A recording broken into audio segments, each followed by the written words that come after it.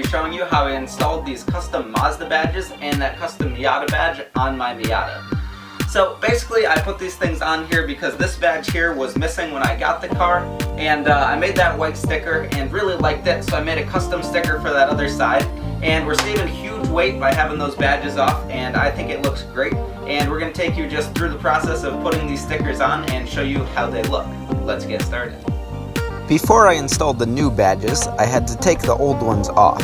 To do this, I heated up the badge with the Miata's included hairdryer, heat gun, and used dental floss to get behind it and pull it off. Then, I was left with a lot of glue residue, which I scraped off using a nylon knife scraper and a lot of adhesive remover. With some work, all of this eventually came off.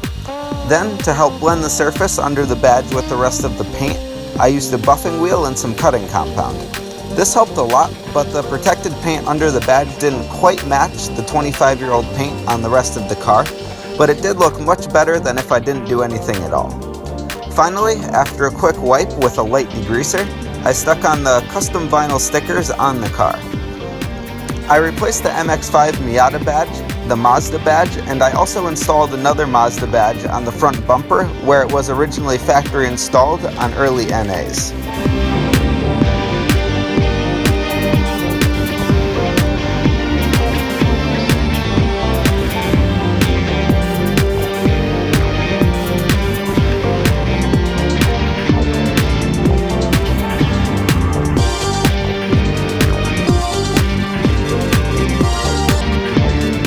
So guys, that's going to wrap up this video. As I said, very quick, but I think it looks pretty cool. Let me know down below if you like it or not.